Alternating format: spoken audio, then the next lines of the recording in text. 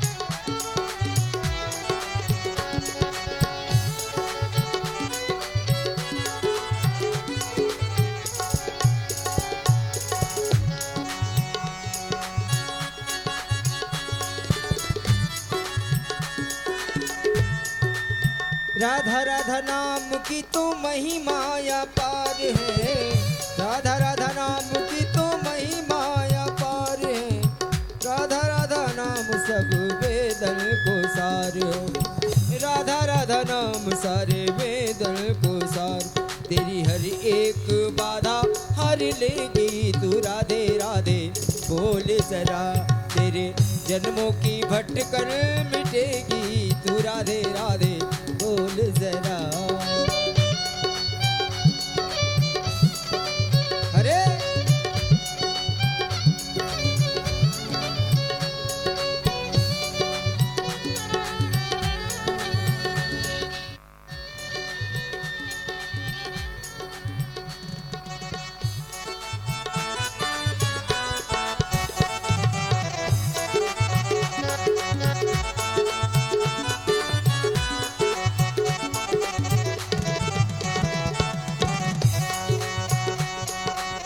कोई नहीं तेरा यहाँ सच्चा राधा नाम है, कोई नहीं तेरा यहाँ सच्चा राधा नाम है, राधा नाम जपने से मिलते घनश्याम है, राधा नाम जपने से मिलते घनश्याम। तेरी खुशियों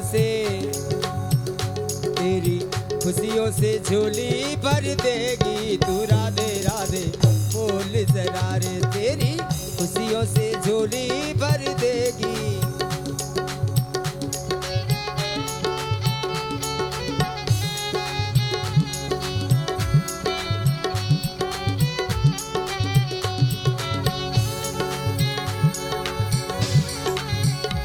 हरि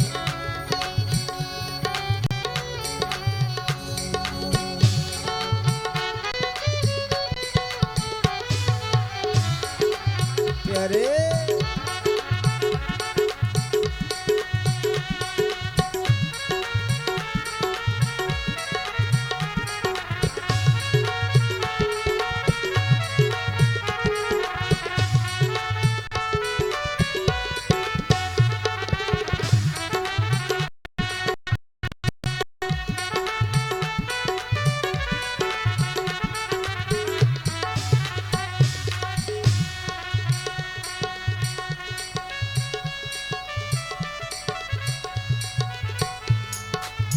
कृपा मई श्री राधे कृपा बरसाती है,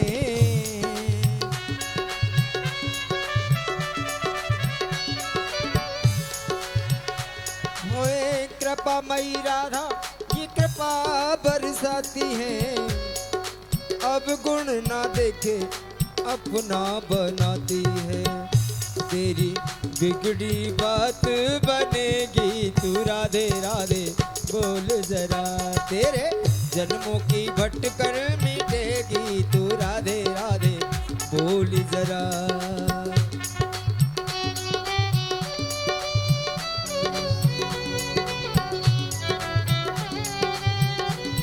हरि बोल।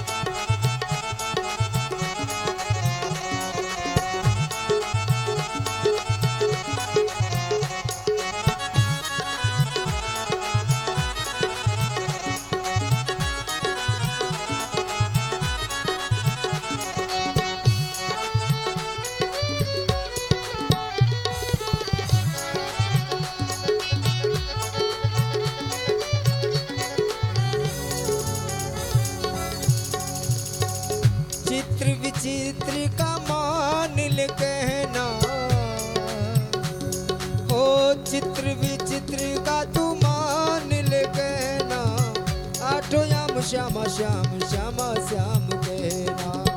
आठों याम श्यामा श्याम श्यामा श्याम रखना। निज चरणों में निज चरणों में चरणों निज चरणों में तुझे रख लेगी तू राधे राधे बोल जरा। तेरे जन्मों की भटकल मिटेगी तू राधे राधे बोल जरा। तू राधे राधे बोल जरा। तू राधे राधे बोल जरा। तू राधे राधे बोल जरा। तू राधे राधे बोल जरा। तू राधे राधे बोल जरा। तू राधे राधे बोल जरा। तू राधे राधे बोल जरा। ओम चंद्रमा मनसो जातक्षक्षोः सूर्यो अजायता श्रोत्राद्वायुस्य प्राणुस्य मुखाग्निरजायतः कर्पूरगौरं करुणावतारं संसारसारं भुजगेन्द्रहारं सदा वसन्तं हृदयारविन्दे भवं भवानी सहितं। सभी आरती के लिए खड़े हो जाइए। श्यामा तेरी आरती कन्हैया तेरी आरती सारा संसार करेगा करे जोर के। श्यामा तेरी आरती कन्हैया तेरी आरती सारा संसार करेगा कर जोड़ के। करेगा कर जोड़ के करेगा हाथ जोड़ के करेगा कर जोड़ के करेगा हाथ जोड़ के। श्यामा तेरी आरती नंद लाला तेरी आरती सारा संसार करेगा कर जोड़ के। श्यामा तेरी आरती कन्हैया तेरी आरती सारा संसार करेगा हाथ जोड़ के। सर पर सोना मुकुट विराजे सर पर सोना मुकुट विराजे। गल में जंती माला साजे गल में जलती माला साजे। और फूलन के हार और फूलन के हार करेगा कर जोड़ के। श्यामा तेरी आरती सारा संसार करेगा कर जोड़ के। श्यामा तेरी आरती कन्हैया तेरी आरती सारा संसार करेगा हाथ जोड़ के। हरि ब्रह्मादिक तेरो यश गावे ब्रह्मादिक तेरो यश गावे। नारद सारद ध्यान लगावे नारद सारद ध्यान लगावे। करे है जय ओ जयकार करे है जय जयकार करेगा कर जोड़ के। श्यामा तेरी आरती लाला तेरी आरती सारा संसार करेगा कर जोड़ के। श्यामा तेरी आरती कन्हैया तेरी आरती सारा संसार करेगा हाथ जोड़ के। हरि मैं हूँ दीनन दुखिया भारी मैं हूँ दीनन दुखिया भावी। आया हूँ प्रभु शरण तुम्हारी आया हूँ प्रभु शरण तुम्हारी।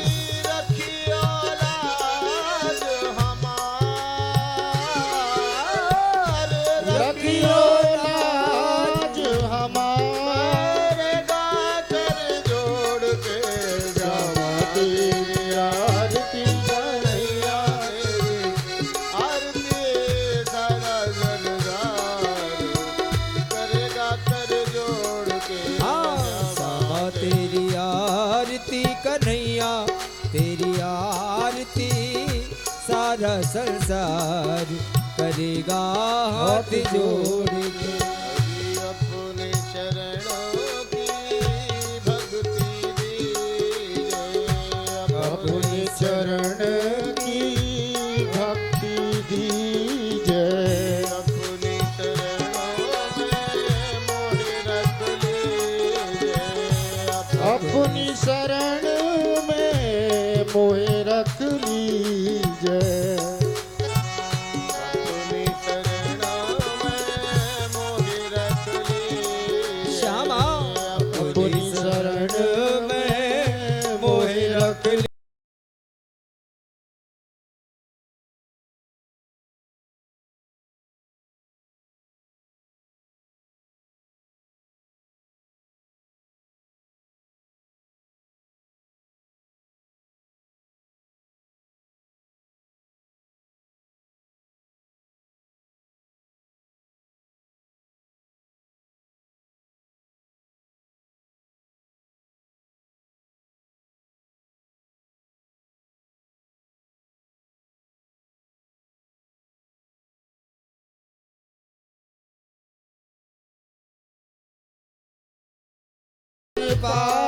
करेगा कर श्यामा तेरी आरती कन्हैया तेरी आरती सारा संसार करेगा कर जोड़ के श्यामा तेरी आरती कन्हैया तेरी आरती सारा संसार करेगा हाथ जोड़ के प्रेम सहित जो आरती गावे प्रेम सहित जो आरती गावे राधा माधव के पद पावे राधा माधव के पद पावे हरि बाण है सुयस अपार पाड़े सुयस अपार करेगा कर जोड़ के श्यामा तेरी आरती कन्हैया तेरी आरती सारा संसार करेगा कर जोड़ के श्यामा तेरी आरती कन्हैया तेरी आरती सारा संसार करेगा हाथ जोड़ के श्यामा तेरी श्री हरि कन्हैया तेरी आरती सारा संसार करेगा कर जोड़ के तो करेगा कर जोड़ के करेगा कर जोड़ करेगा कर जोड़। जोहु शान्तिरन्तरिक्षगं शान्तिः पृथिवी शान्तिरापः शान्तिरोक्षदयः शान्तिः वनस्पतयः शान्तिर्विश्वे देवाः शान्तिब्रह्म शान्तिः सर्वं शान्तिरेव शान्ति सामा शान्तिरिधि शुभ शान्तिर्भवतु सर्वारिष्ट शान्तिर्भवतु हरिः ओम् यज्ञेन यज्ञमयजन्त देवास्तानि धर्माणि प्रथमान्यासन्या तेहनाकं महिमानः शचन्द्र यत्र पूर्वे साध्याः सन्ति देवः हरिः ओम् एकदन्ताय विद्महे वक्रतुण्डाय धीमहि तन्नो दन्ते प्रचोदयात् शिवन्ते कावकुलचम्पकपाटलाब्जै पुन्नागजाति करवीलरशालपुष्पैः बिल्वप्रवाल तुलसीदलमधुरेभिः स्वं पूजयामि जगदीश्वर मे प्रसीद नाना सुगन्धि पुष्पाणि यथा कालोद्भवानि च पुष्पाञ्जलिरमया दत्ता गृहाणा परमेश्वरः श्रीमन्नारायणो एकमन्त्रपुष्पाञ्जलिं समर्पयामि नमः।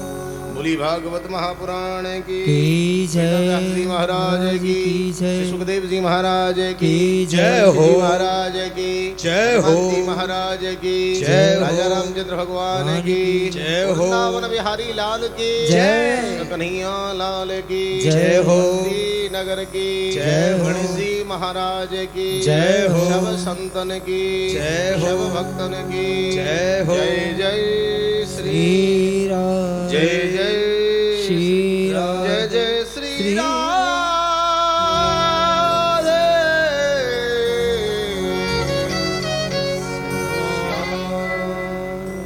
सभी अपने अपने स्थान पर विराज करके भगवान की मंगलमय कथा का रसास्वादन करके अपने जीवन को धन्य बनाएंगे।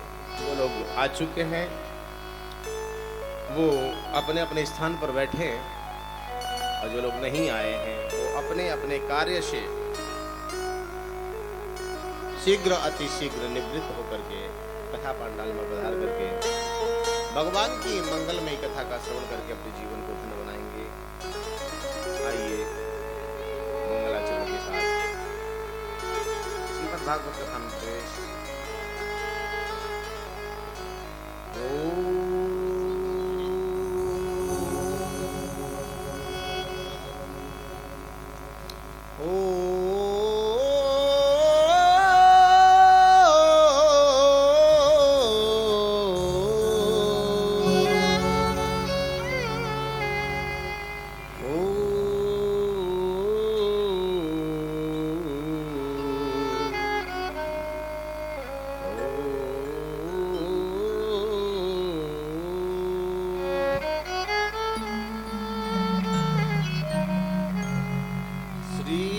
गणेशाय नमः। श्री सरस्वत्यै नमः। श्री सद्गुरु चरण कमलेभ्यो नमः। श्रीष्ट देवताभ्यो नमः। कुलदेवताभ्यो नमः। श्री स्थान देवताभ्यो नमः। श्री मात्र पितृचरण कमलेभ्यो नमः। लंबोदरं परम सुंदरमेकदंतं रक्तांबरं त्रिनयनं परमं पवित्रम् उद्यदिवाकरनिभोज्वलकायकान्तं विघ्नेश्वरं सकलविघ्नहरं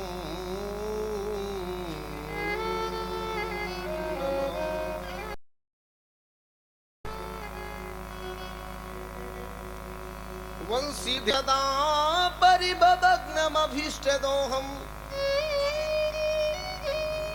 तीर्थास्पदं शिवविरञ्चनुतं शरण्यम् वृत्यार्तिहं प्रणतपाल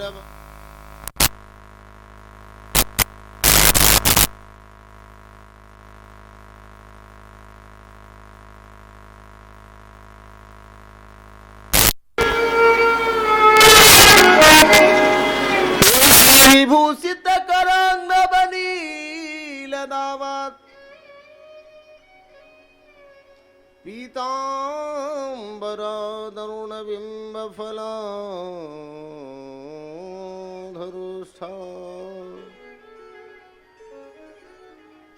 पूर्णेन्दु सुंदर मुखांगर विल्दु नेत्रा कृष्णात् परं किमपि तत्त्वमहं न जाने। नमामि हृदय से लीला क्षीराब्धिशायिनम् लक्ष्मी सहस्रलीलाभिर्सेव्यमानं गलानिधि गोलोकनाथ गिरिराजपते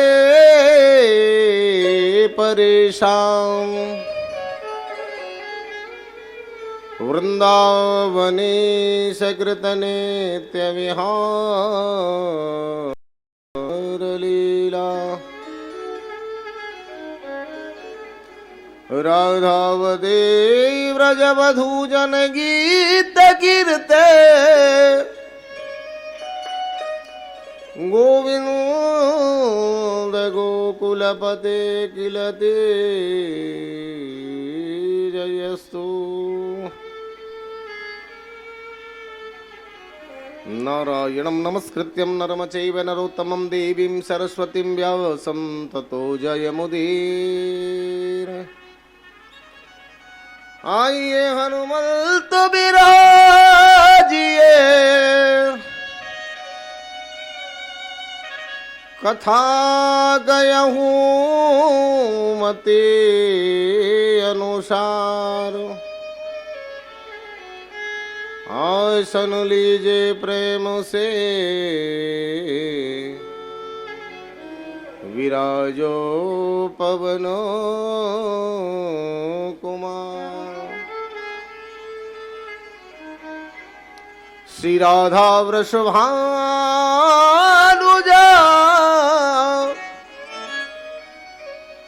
करहूँ कृपा को दान मोमन तुम दोनों बसो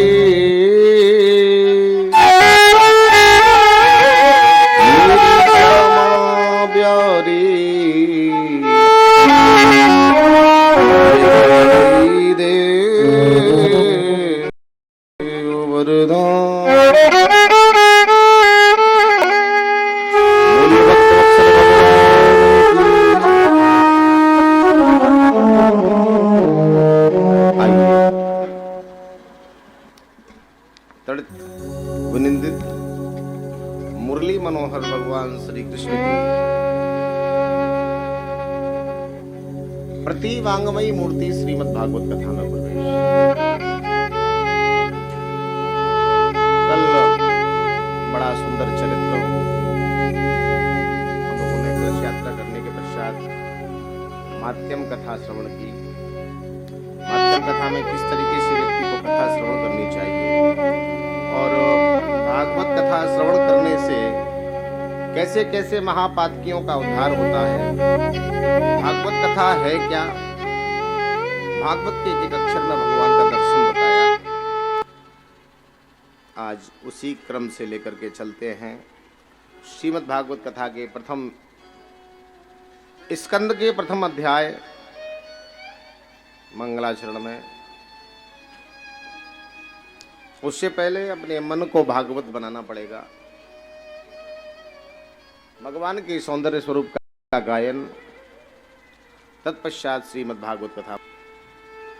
एक भागीरथी गंगा, एक भागवत ज्ञान रूपी गंगा, उस भागवत रूपी ज्ञान गंगा के समक्ष विराज करके भगवान की सुंदर लीलाओं का रसास्वादन करते हुए अपने जीवन को धन्य बनाते हुए भगवान के सौंदर्य स्वरूप का गायन करते रहें।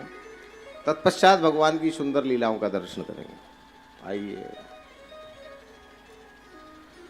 हरिअधरम मधुरम वदनम मधुरम नयनम मधुरम हसितं मधुरं अधरं। गाइए भाव से, प्रेम से।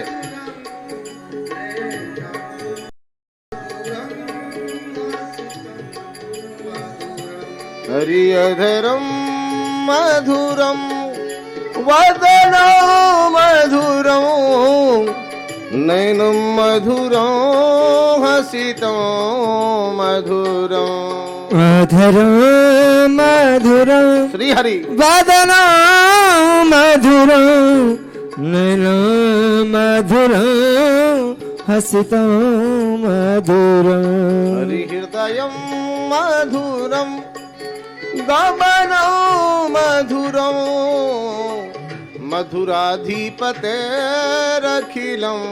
मधुरं। हे मधुराधिपतेरखिलं मधुरं। मधुराधिपतेरखिलं मधुरं।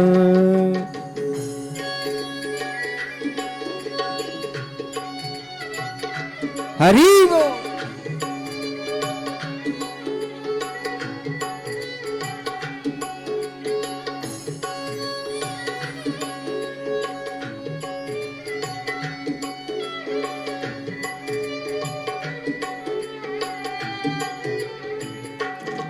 वचनं मधुरं चरितं मधुरं वसनं मधुरं वलितं मधुरं।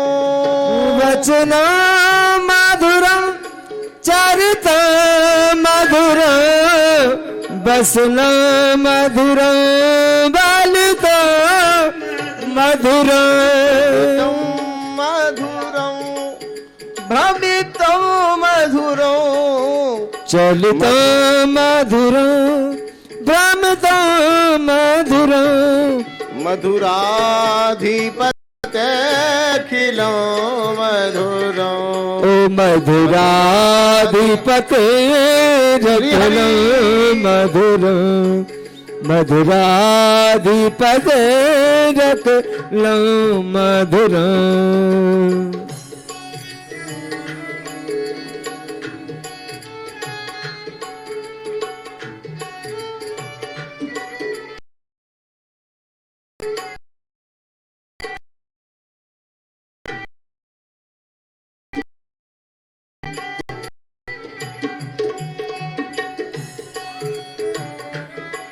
ए हरि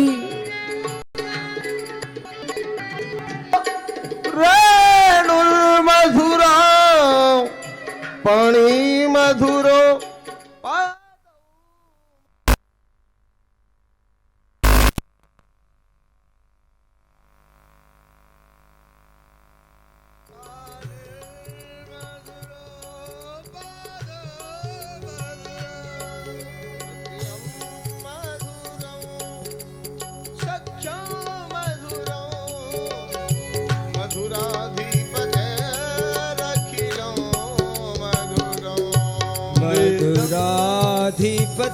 मधुराधिपतेरखिलं मधुरं मधुराधिपतेरखिलं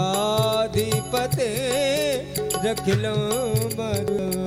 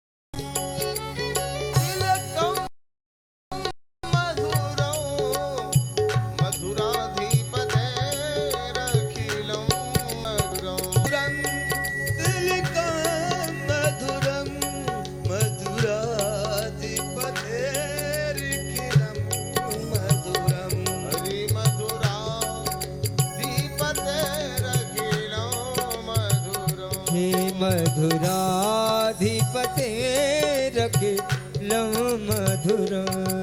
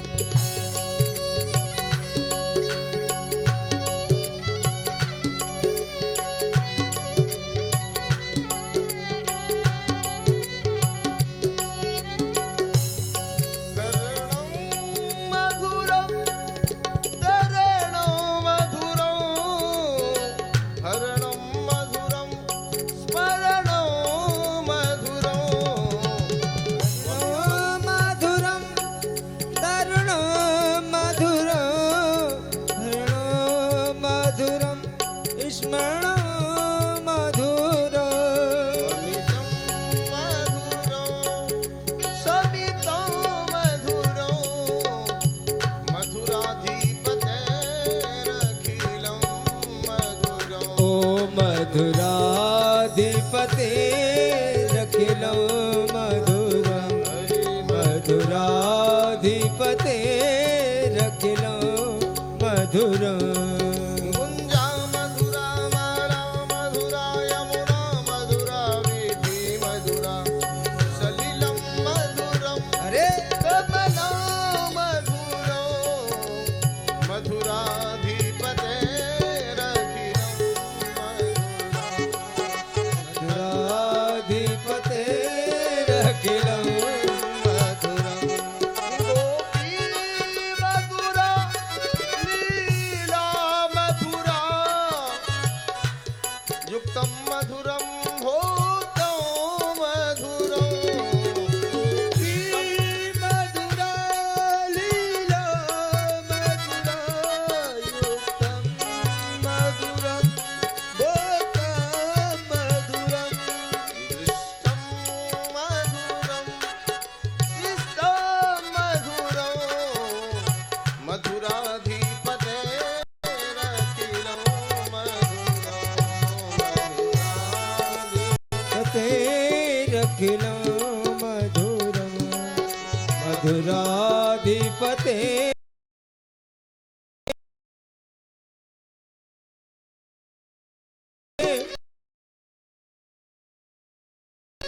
गावो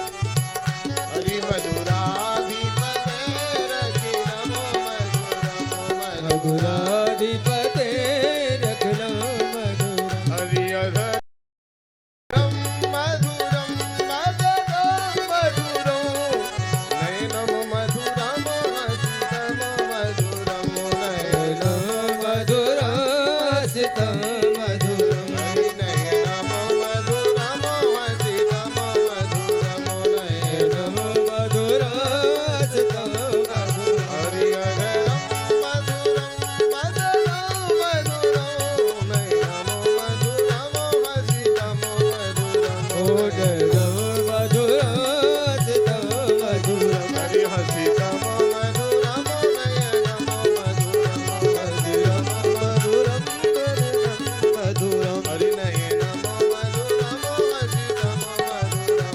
नयनं मधुरं मधुरं मधुरम् हरि हसितं मधुरं नयनं मधुरं हसितं मधुरं मधुरं नयनं मधुरं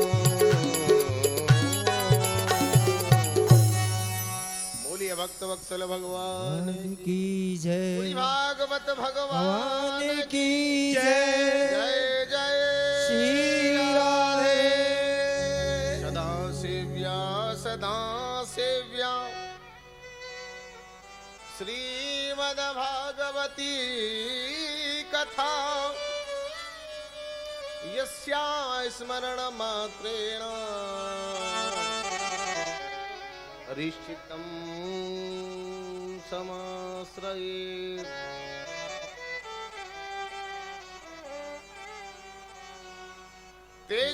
तेजोवारिवृतं यथा विनिमयो यत्रत्र सर्गो मृषा धाम्ना स्वेन सदा निरस्तकुहकम् सत्यं परं धीमहि। जब जब होय धर्म के हानि, जब जब हो धर्म की हानि, जब जब होय धर्म के हानि, जब जब हो धर्म की हानि,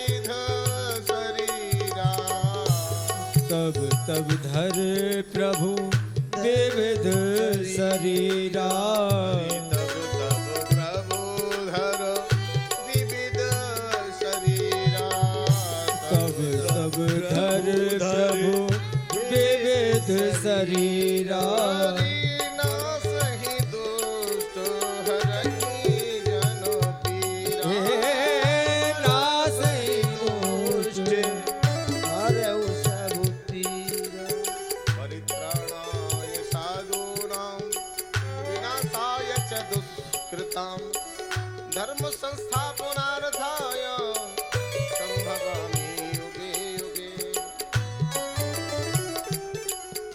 हरि जब जब होय धर्म के हानि, जब जब होय धर्म की हानि। वेद व्यास जी महाराज ने श्रीमद् भागवत कथा का लेखन किया। 14 यानी 4 श्लोक थे श्रीमद् भागवत कथा के। 4 में से इन्होंने संकलन कर लिया है 18,000 श्लोक। अब इन्होंने संकलन तो कर लिया है, लेकिन इसका लेखन कैसे हो? व्यास जी महाराज वृद्ध हो गए हैं, लिख सकते नहीं है। एक दिन खिन्न मन से अपनी कुटिया पर बैठे हुए थे। गणेश जी महाराज का आवागमन हुआ। गणेश जी से व्यास जी ने कहा कि प्रभु मेरा छोटा सा काम है, आप कर दीजिए। क्या काम है आपका? काम ये है, वैसे श्रीमद् भागवत कथा में व्यास जी महाराज ने किसी जाति विशेष की, किसी विग्रह विशेष की, यानी किसी व्यक्ति विशेष की कोई वंदना नहीं की है। यह सर्वप्रथम जो लिखा है कि तेजो वारि मृदाम यथा विनिमयो यत्रत्र सर्गो मृषा धाम्ना स्वेन सदा निरस्तकुहकम्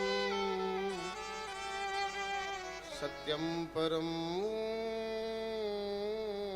धीमहि।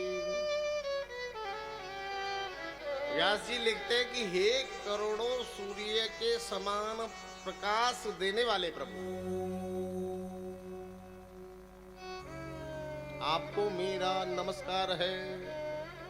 सत्यम सत्यम परम धीमहि, यानी जिस समय हमारे कन्हैया का प्रादुर्भाव होता है तो वहां भी सत्यव्रतम सत्य परम त्रिसत्यम सत्यस्य योनि निहतम च सत्यम सत्यस्य सत्यम मृत सत्य नेत्रम सत्यात्मिकम त्वामि शरणम। हे सत्य स्वरूप वाले परमात्मा, मैं इतने बड़े ग्रंथ का लेखन कर रहा हूँ, उसको लिखने से पहले आपके श्री चरणों में प्रणाम करता हूँ। आपके श्री, यानी व्यास जी ने ये नहीं कहा कि राम जी आपको प्रणाम करता हूँ, कि कन्हैया जी करता हूँ, कि ब्रह्मा जी करता हूँ, कि विष्णु जी करता हूँ, किसी विग्रह विषय। करोड़ों सूर्यों के समान प्रकाश देने वाले प्रभु, मेरा आपको नमस्कार है। गणेश जी महाराज से व्यास जी ने कहा कि प्रभु मेरी भागवत कथा को आप लेखन करो।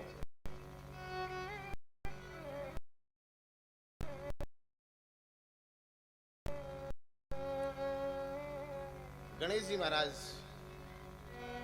को लिखना भी था, याद भी करना। भाई गणेश जी तो देवता हैं, लेकिन व्यास जी महाराज, अब इन्होंने सोचा कि भाई गणेश जी ने शर्त रखी कि व्यास जी मैं आपके इस ग्रंथ को लिख तो दूंगा, लेकिन मेरी आपकी एक शर्त होगी। बोले महाराज क्या शर्त होगी? बोले शर्त ये होगी कि जहां आपने बोलना बंद कर दिया वहां मेरी कलम बंद हो जाएगी। कुल मिला के मेरी जब कलम स्टार्ट हो गई, प्रारंभ हो गई, तो वो रुकनी नहीं चाहिए, लगनी चाहिए। बोले ठीक है प्रभु, ऐसा ही होगा। गणेश जी महाराज लिखते गए, सच्चिदानंद तेजो वारिमृदाम, इस तरीके से प्रथम स्कंद, द्वितीय स्कंद। अब गणेश जी को जब लघु संख्या, दीर्घ संख्या इत्यादि लगती है, तो व्यास जी को जब लगती है तो गणेश जी के लिए कोई जटिल श्लोक बोल देते हैं। गणेश जी उसका अर्थ करने में, लिखने में लग जाते हैं। तब तक व्यास जी महाराज लघु संख्या, दीर्घ संख्या से निवृत्त होकर के आ जाते हैं। तो ये श्रीमद् भागवत कथा, ये इसमें 18,000 श्लोक हैं, 335 अध्याय है। और वैसे तो भगवान के बहुत से अवतार हुए, लेकिन इसमें से मुख्य 24 अवतार हैं। 24 अवतार कौन कौन से हैं? नारद अवतार, सनकादिक अवतार, 12 अवतार, नारायण अवतार, कपिल अवतार, मोहिनी अवतार,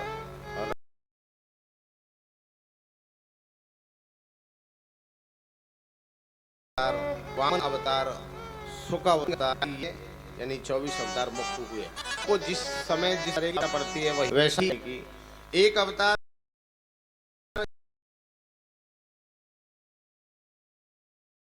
जी ने माँ पार्वती जी से कहा, माता जी मुझे भगवान भोलेनाथ दिखाई नहीं दे रहे,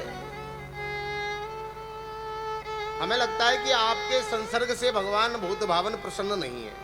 बोले नहीं नारद, क्या बात करते हो? बोले बाबा तो मुझसे बड़े प्रसन्न रहते हैं, ऐसी कोई बात नहीं है। बोले जब तुमसे प्रसन्न है तो आपके पास में तो दिखाई नहीं। बोले चले गए हैं किसी काम से।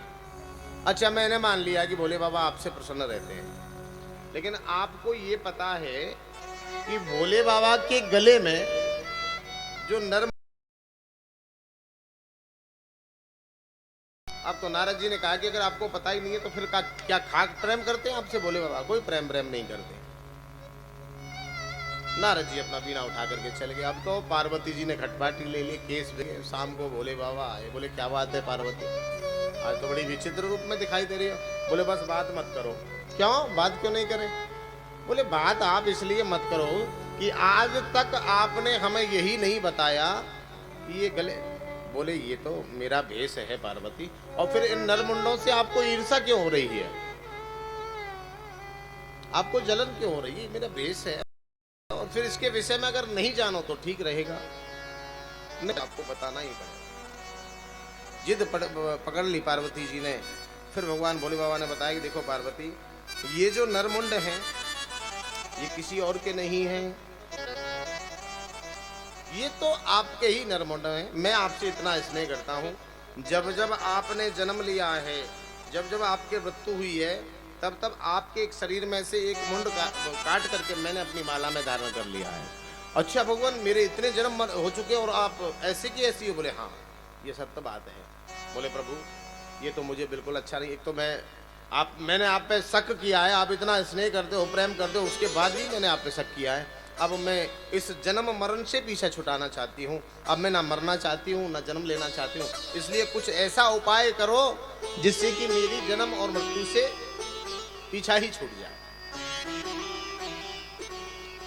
भगवान भोले बाबा बोले कि देखो पार्वती, ऐसी तो केवल और केवल एक कृष्ण कथा है, अमर कथा है। अमर कथा अगर कोई सुने तो वो आदमी अमर हो।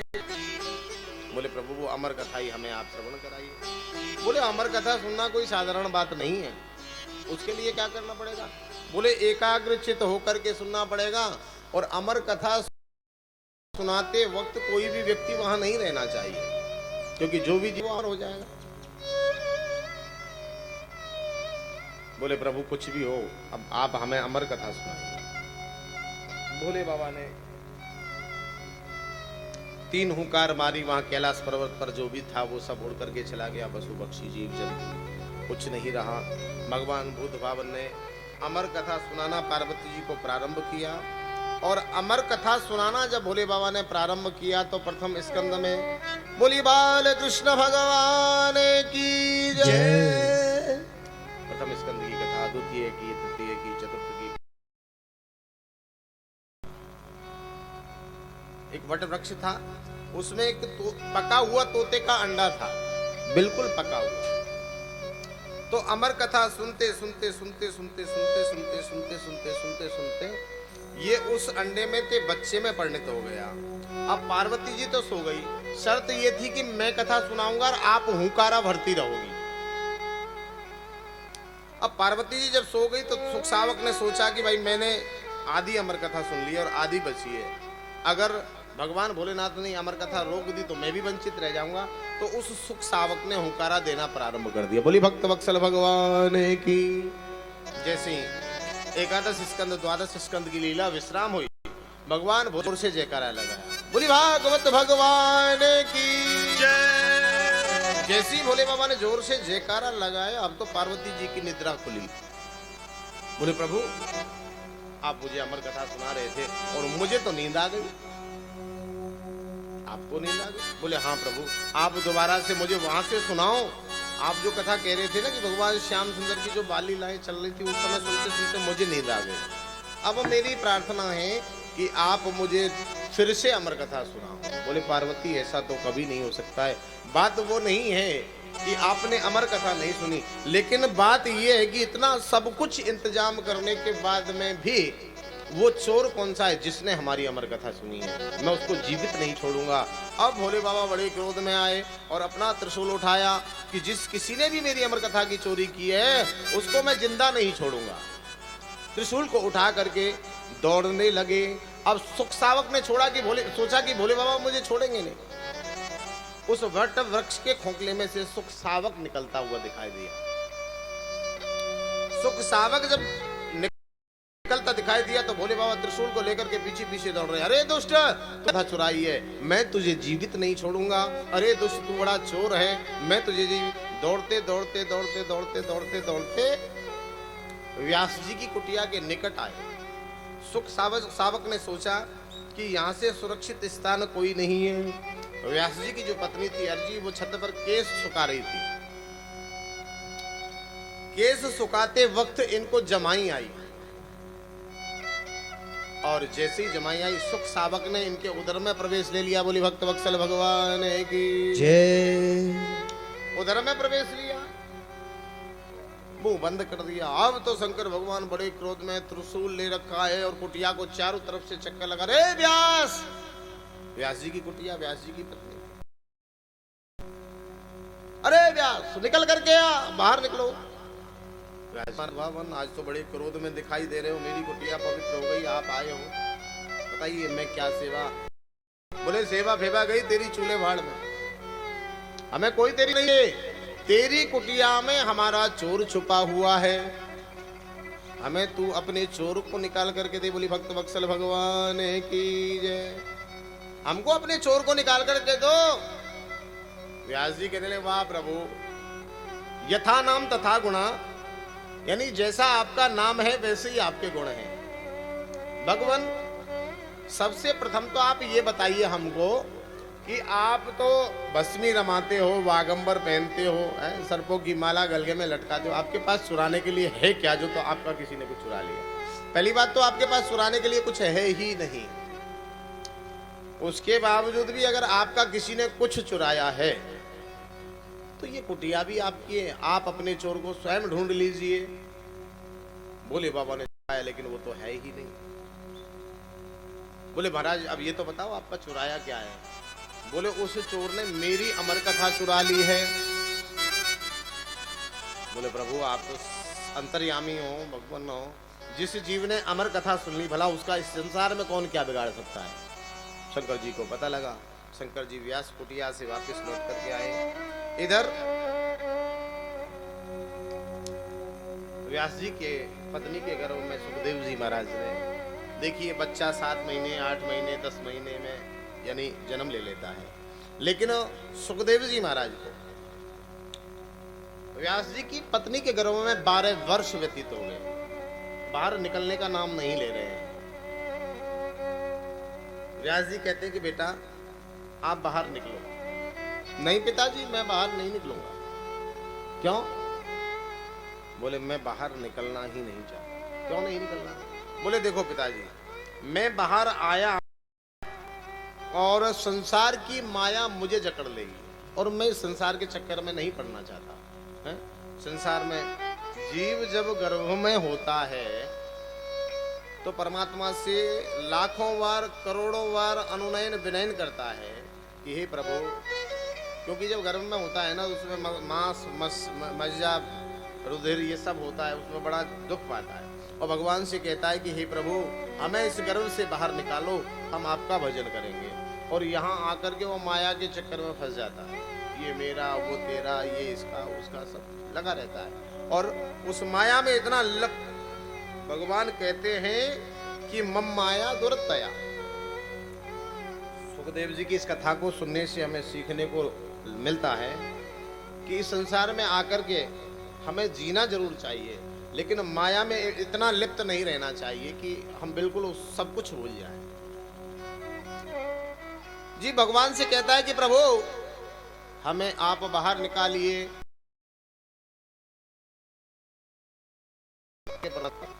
मैं तो इसी में बड़ा सुखी, बड़ा आनंद मिल रहा है, मैं बाहर नहीं निकलूंगा। बोले नहीं बेटा, आपकी माताजी को कष्ट होता है क्योंकि आपका वजन बढ़ गया है, चलने में फिरने में आप बाहर निकलो। बोले नहीं निकलूंगा। बोले वृंदावन बिहारी लाल की जय। हरि मुरलीधरा मन मोहना हे नंद नंदना नारायणा मुरलीधरा मन मोहना हे नंद नंदना नारायणा।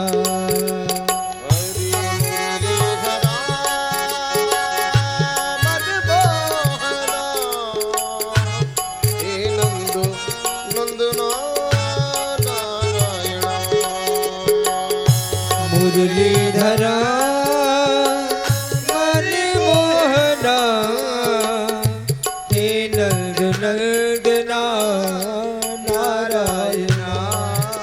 हरि नंद नंदना नारायणा। हे नंद नंदना नारायणा। हरि हे मन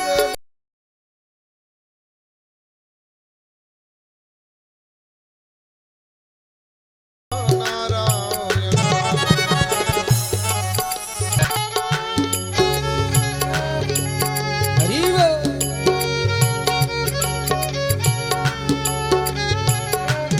सुखदेव स्वामी माताजी के गर्भ में व्यास जी महाराज प्रार्थना करते कि पुत्र बाहर निकलो। पिताजी मैं बाहर नहीं निकलना चाहता क्योंकि बाहर निकलते ही मुझे संसार की माया जकड़ लेगी और मैं इस संसार के चक्कर।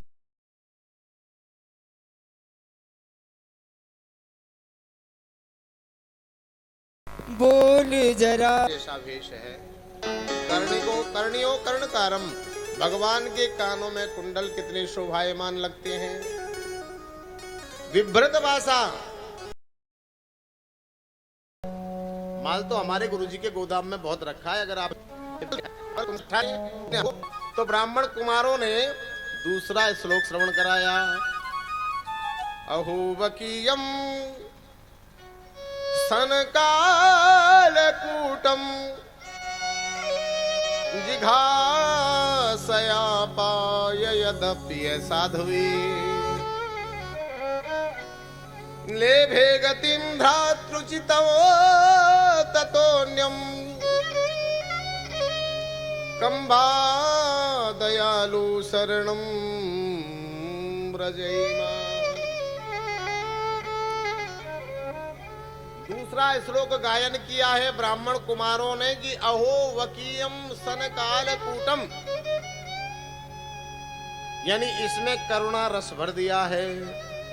भगवान कितने कारण करुणा वरुणालय हैं, कितने कृपालु हैं। अहो वकीयम, जो पूतना अपने स्तन पर कालकूट नाम का विष लगा करके आई है, और हमारे कन्हैया कितने दयालु हैं, उस पूतना की भी सतगति प्रदान कर दी। बोली भक्तवत्सल भगवान की जय।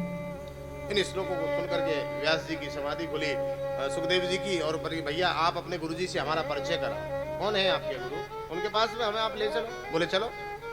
ब्राह्मण कुमार सुखदेव जी को लेकर के आए, और सुखदेव जी ने व्यास जी को प्रणाम किया, और सुखदेव जी को व्यास जी को प्रसन्नता हुई कि मेरा पुत्र कुछ समय में आया लेकिन लौट करके आया। व्यास जी पे से पूरे 18,000 श्लोकों का सार खींच करके सुखदेव जी महाराज और पुनः वन की तरफ प्रचलन करने की बोली भक्तवत्सल भगवान की जय। वन की तरफ पुनः विचरण करने के लिए चले गए। अब तो व्यास जी को बड़ा बुरा लगा। ये थे सुखदेव जी महाराज। सुखदेव जी का जो जन्म है, जिसने पहले सृष्टा के दर्शन किए हैं, उन्होंने बाद में सृष्टि के दर्शन किए। यहाँ सोनकातिक 88,000 सूत जी महाराज से प्रश्न करते कि महाराज सुखदेव जी का तो आपने वर्णन बता दिया, लेकिन इतने बड़े ग्रंथ को श्रवण करने वाला जो परीक्षित है उसका तो कुछ बताइए। बोली वृंदावन बिहारी लाल की। महाभारत तो युद्ध के समय में एक बार भगवान द्वारकाधीश हस्तिनापुर में निवास कर रहे थे, तो गुरुपुत्र अश्वत्थामा बहुत बड़ा कपटी था। एक समय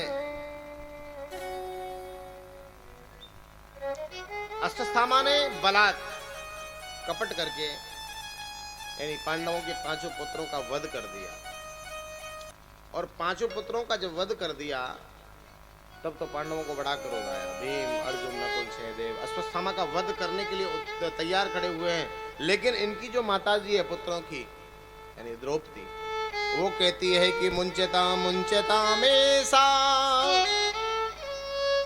ब्राह्मणो नितराम गुरु।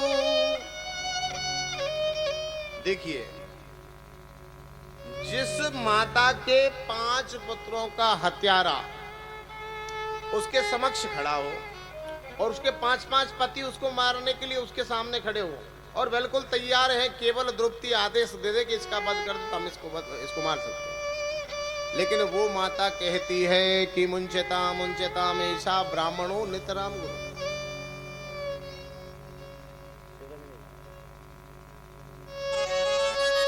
मुंचता मुंचता मेषा ब्राह्मणो नितराम गुरु। अरे भैया अर्जुन, भीम, नकुल, सहदेव उसको बख्श दो बख्श दो बख्श दो बख्श दो बख्श दो। सब बड़ा आश्चर्य में पड़ गए। अरे एक ऐसी माता है जिसके पुत्रों का हत्यारा उसके सामने खड़ा हुआ हो और उसके 5-5 पति समक्ष खड़े उसका वध करने के, उससे बदला लेने के लिए, लेकिन वो कहती है कि मुंचता मुंचता, इसको छोड़ दो छोड़ दो छोड़ दो। द्रौपदी, पागल तो नहीं हो गई हो आप? बोले नहीं भैया, इसको छोड़ दीजिए। क्यों छोड़ क्यों दिया जाए? बोले ब्राह्मणों नितराम गुरु, इसने जो अपराध किया इसका तो फल इसको भोगना ही पड़ेगा। ये ब्राह्मण है, उसके बावजूद भी हमारे गुरुजी का बेटा है। ब्रह्म वंदुर न हंतव्यम आता ताई वधारणम। ब्राह्मण की कभी भी यानी मृत्यु नहीं करनी चाहिए, उसको मारना नहीं चाहिए, चाहे वो आता ताई हो चाहे कैसा भी, लेकिन उसे छोड़ना भी नहीं चाहिए। बोली भक्तवत्सल भगवान की जय। इतनी देर में द्वारकाधीश भगवान आए। बोले भैया झगड़ा क्या है? बोले महाराज ये झगड़ा है। भगवान ने एक साथ 5 प्रश्न कर दिए। बोले देखो भैया, ऐसा करो भीम, यानी अश्वत्थामा का वध भी हो जाना चाहिए, द्रौपदी के 5 पुत्रों का बदला भी लिप जाना चाहिए, मेरा वचन सत्य हो जाए। और प्रश्न जब किए तो बड़े चक्कर में पड़ गए। बोले प्रभु, हम तो कुछ समझ नहीं पा रहे। भगवान ने कहा कि आप एक काम करो, इसका मुंडन कर दो। और इसके मस्तक में जो मणि लगी हुई उसको निकाल दो और समाज से धक्का दे करके बाहर निकाल दिया जाए इसको। और ब्राह्मण का तो भैया अपमान ही मृत्यु है। कोई ब्राह्मण है, अब ब्राह्मण को लोग पूज रहे हैं, अब वो ब्राह्मण कोई अपराध करता है, आतताई होता है, दुराचारी होता है, तो उसका अपमान ही मृत्यु हो जाती है। पहली बात तो ब्राह्मण ब्राह्मण होता है। बोली भक्त वत्सल भगवान की जय। सभी ने ऐसा ही किया, अश्वत्थामा को समाज से धक्का देकर के निकाल दिया। बोली बोली कृष्ण कन्हैया लाल की जय हो। हरि मुरलीधरा मन मोहना हे नंद नंदना नारायणा मुरलीधरा मन मोहना हे नंद नंदना नारायणा। हरि हे नंद नंदना नारायणा हे नंदना नारायणा हरि हे नंद मोहना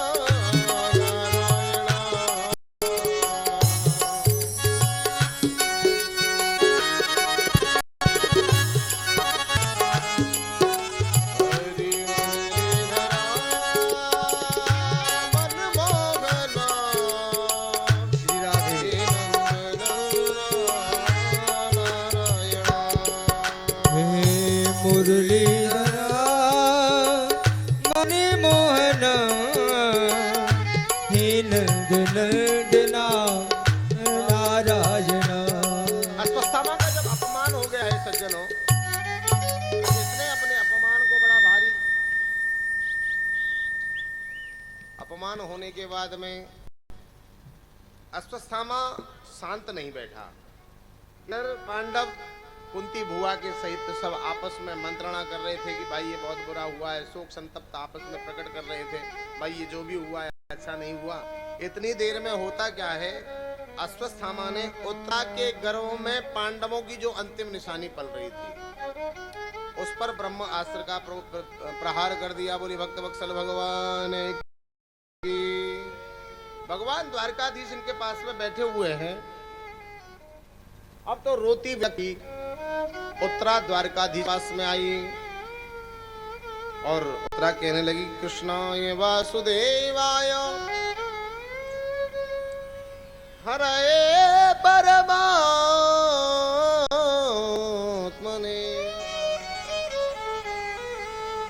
प्रणता क्लेशनाशाय गोविंदाय नमो नमः। नमः पंकजनाभाय नमः पंकजमालिने नमः पंकजनेत्राय नमस्ते पंकजांग्रहे। भगवान द्वारकाधीश भुआ कुंती से कहते हैं कि भुआ आप मुझसे कुछ मांगो। कुंती भुआ कहती है कि केशव मुझे नहीं चाहिए। मंत्रणा चल रही थी, इतनी ही देर में रोती विलपती हुई उत्तरा आई। हे केशव, हे गोविंद, हे मुरली मनोहर, हे कन्हैया, हे श्याम सुंदर, मेरी रक्षा करो, मेरी रक्षा करो, मेरी रक्षा करो, मेरी रक्षा करो, प्रभु मेरी रक्षा करो। जब उत्तरा रोती विलकती आई तो सभी ने कहा कि भाई क्या हो गया? बोले प्रभु मुझे मेरी चिंता नहीं है कि मेरा क्या होगा, कोई बात नहीं है, लेकिन पांडवों की जो अंतिम निशानी है इस पर अश्वत्थामा ने यानी ब्रह्मास्त्र का प्रहार कर दिया है, इसलिए मेरी नहीं मेरे गर्भ की रक्षा करो। भगवान ने कहा कि अच्छा अश्वत्थामा इतना बड़ा कपटी है। भगवान द्वारकाधीश ने अपने सुदर्शन चक्र से सुदर्शन चक्र को काटा और गर्भ में जाकर के श्री परीक्षित जी महाराज को दर्शन दिया। बोली भक्त वत्सल भगवान की। परीक्षित की रक्षा की। इसके बाद में पुनः भगवान द्वारकाधीश हस्तिनापुर में बैठे हैं। भगवान बुआ कुंती से कहने लगी कि बुआ, अब मैं द्वारिका को जाना चाहता हूँ और आपसे इजाजत चाहता हूँ। मेरी इच्छा है कि मेरी आप बुआ हो, मैं आपका भतीजा हूँ और आप मेरी बुआ। मैं चाहता हूँ कि आप मुझसे कुछ मांगो, आप मुझसे कुछ मांगो। कुंती बुआ कहती है कि कन्हैया, अब कछु नाथ न चाहिए मोरे, अब कछु नाथ नाथ न चाहिए मोरे, अब कछु नाथ न चाहिए मोरे, अब कछु नाथ न चाहिए मोरे। हरि अब कछु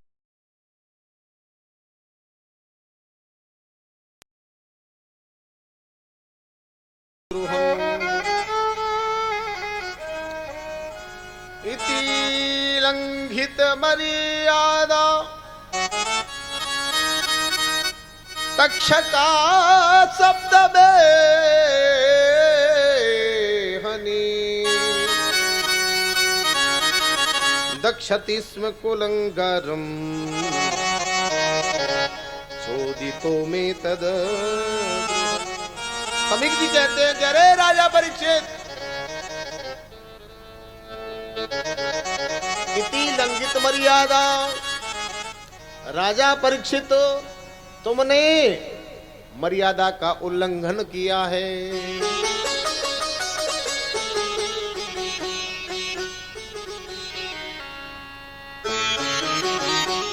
अरे राजा परीक्षित, आपने मर्यादा का उल्लंघन किया है और मर्यादा का उल्लंघन करने वाले को दंड मिलना बहुत जरूरी है। पहले ये सब हुआ करता था, अब तो कलयुग है।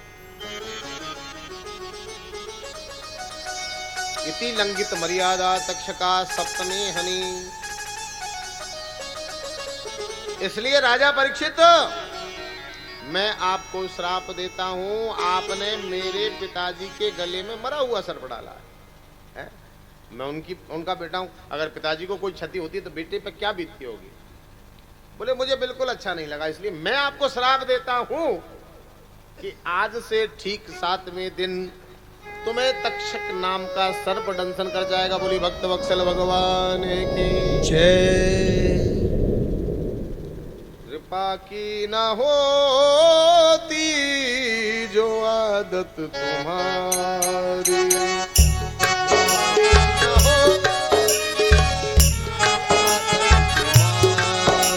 हरि कृपा की न होती जो आदत तुम्हारी, कृपा की न होती जो आदत तुम्हारी, तो सुनी गिरहती अदालत तुम्हारी, तो सुनी गिरहती अदालत तुम्हारी, कृपा की न होती जो आदत तुम्हारी, कृपा की न होती जो आदत तुम्हारी।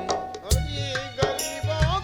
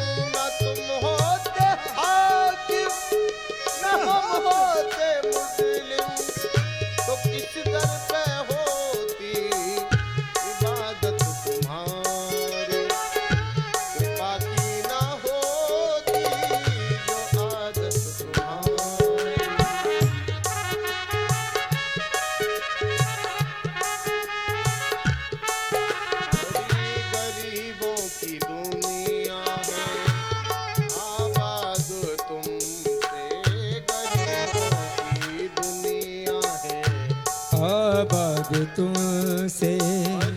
गरीबों की दुनिया है आबाद तुमसे।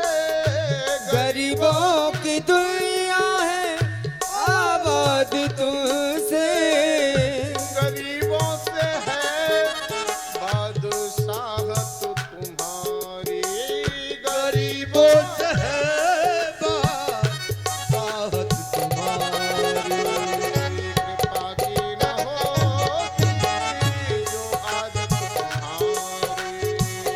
कृपा की न होती जो आदत तुम्हारी। कृपा की न होती जो आदत तुम्हारी। तो किस दिल में होती आदत तुम्हारी। तो किस दिल में होती इबादत तुम्हारी। कृपा की न होती जो आदत तुम्हारी।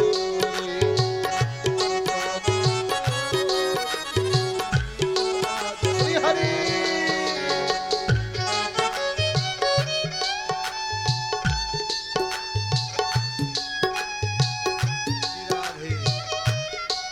हरि बोल।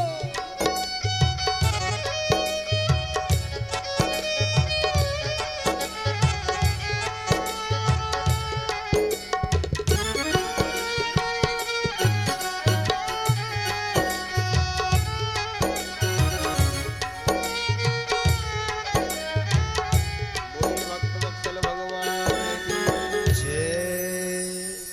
इति लंघित मर्यादा तक्षका सप्तमे हनि।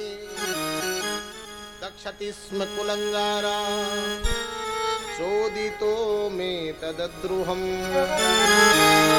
राजा परीक्षित, तूने मर्यादा का उल्लंघन किया है, इसलिए मैं तुमको श्राप देता हूँ कि आज से ठीक 7वें दिन आपकी मृत्यु हो जाएगी। अब तो इस बात का पता राजा परीक्षित को लगा कि मुझे ऋषि का श्राप लग चुका है, अब मुझे क्या करना चाहिए। तो परीक्षित राजा ने 1 मिनट नहीं लगाई और अपने पुत्र जन्मेजय को राज्य तिलक किया कि भैया मैं तो जा रहा हूं। परीक्षित को चिंता यह नहीं है कि मैं मरने वाला हूं, परीक्षित को चिंता यह है कि 7 दिन में मैं अपनी मुक्ति कैसे कर पाऊं। मरना तो सबको है, परीक्षित भी गए और भी गए सब कुछ, लेकिन परीक्षित को चिंता यह है कि मेरे पास समय बहुत कम रह गया।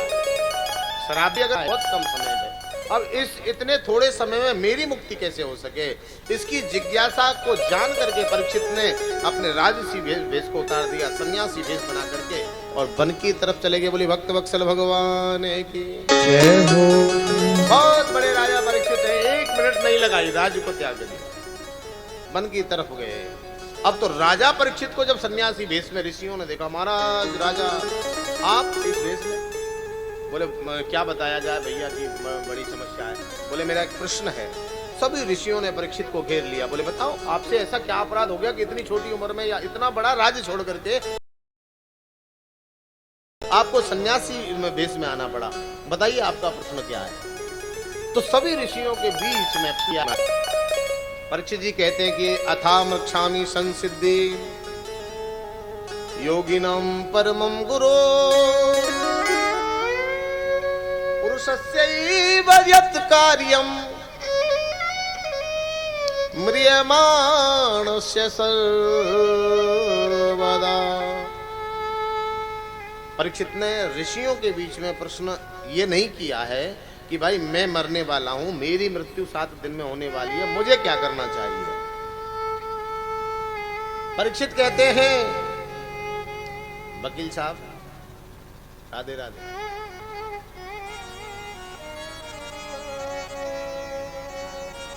बोली भक्त वत्सल भगवान की जय हो। नींद तो है।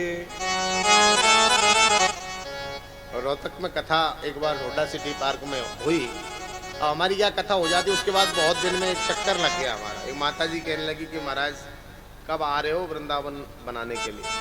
एक माता जी जब आप लोग बुला लो तैयार है वृंदावन, तो आप कभी भी बनवा लो, क्या दिक्कत है। बोले महाराज और तो कुछ है जो है वो आपका बहुत अच्छा लगता है हमको। क्या? नींद तो है देखूंगी गाहक हो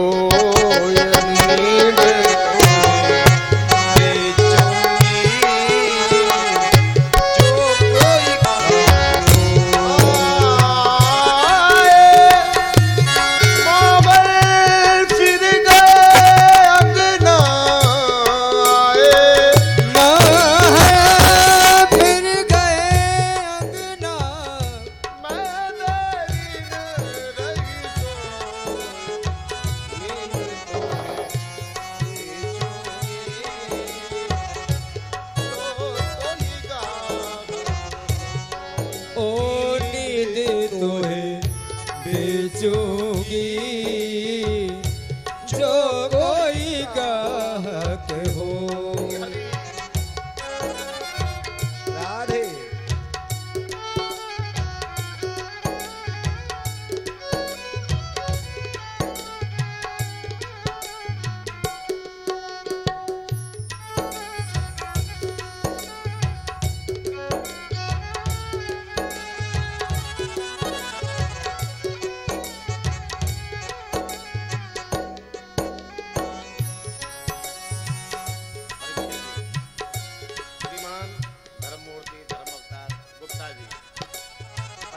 कथा कहाँ चल रही थी हमारी?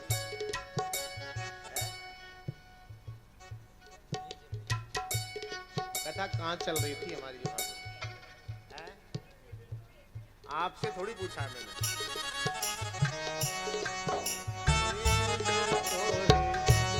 बेचूंगी वरी अथा मृक्षामि संसिद्धिं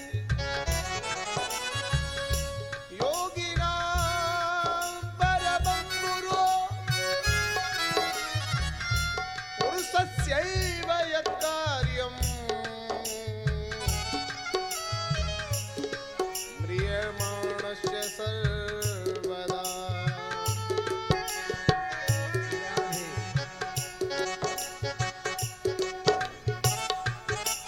परीक्षित जी ने प्रश्न किया है ऋषियों के सामने। अब ऋषि महर्षि कहते हैं कि राजा परीक्षित ये तो बड़ा जटिल प्रश्न है। परीक्षित कहते हैं कि महाराज उस व्यक्ति के लिए क्या करना चाहिए जिस व्यक्ति की मृत्यु 7 दिन में होने वाली है। जो व्यक्ति 7 दिन में मरने वाला हो उसको क्या करना चाहिए? तो नॉर्मल ऋषि महर्षियों ने कहा कि महाराज को गीता पाठ कराना चाहिए, गायत्री मंत्र कराना चाहिए, महामृत्युंजय जप कराना चाहिए, ये कराना चाहिए, क्योंकि काल सर्पयोग दूर हो जाता है। जब परीक्षित की शंका का समाधान कर रहे हैं ऋषि लोग, इतनी ही देर में बड़ा सुंदर स्वरूप है, बड़ा दिव्य स्वरूप है। सुखदेव जी महाराज जिनके घुंघराले केस हैं, छोटा कद है और बड़ा दिव्य स्वरूप। सभी ऋषियों ने देखा, अरे देखो कितना दिव्य महात्मा आ रहा है, कितना सुंदर ऋषि आ रहा है, देखो देखो, सब देखने लगे। सुखदेव जी महाराज को बीच में लाया गया। परीक्षित जी महाराज ने सुखदेव जी को प्रणाम किया, बोले महाराज आप बड़े सुंदर ऋषि हो सकता है हमारी शंका का समाधान आप ही कर पाओगे। तो परीक्षित जी ने सुखदेव जी महाराज को ऊंचा स्थान दिया। बोली वृंदावन बिहारी लाल की जय। मैयाओ हलचल मत मचाओ। आनंद नहीं आ रहा है क्या कथा सुन? बता देना सही, ऐसी गर्दन मत हिला देना। अगर आनंद आए तो बताना, नहीं आए तो, क्योंकि हमें गुप्ता जी पेमेंट तभी करेंगे जब आप लोग कह दोगे कि हाँ कथा बढ़िया हुई। बोली वृंदावन बिहारी लाल की जय हो। माताओं की तो कुछ आदत होती है। एक माता जी भैंस का दूध बेचा करती थी किसी दूधिया को, तो 2 किलो दूध में 700 ग्राम पानी मिला करके पेल दिया करके 2 किलो दूध में 700 ग्राम पानी। अब 700 ग्राम पानी का जो पैसा था उसको अलग रखती थी। तो धीरे धीरे इन माताजी ने काफी पैसा इकट्ठा, पैसा जब हो गया तो एक दिन बाजार गई और सुनार के पास जाकर के एक सुंदर नथली बनवा ली। सुंदर नथली जब बनवा ली तो नई थी, बड़ी चमकनी थी। सब लोग कहते रहे नथली बड़ी सुंदर बनवाई है। बोले हाँ बहुत पैसे में बनी, मैंने नथली बनवाई। कुछ समय बाद में इन माता जी के परिवार के जो लोग थे वो गंगा स्नान करने के लिए जा रहे थे। गंगा स्नान करने के लिए जा रहे थे तो माता जी ने कहा कि भाई मैं भी तुम्हारे साथ चलूंगी गंगा स्नान, क्योंकि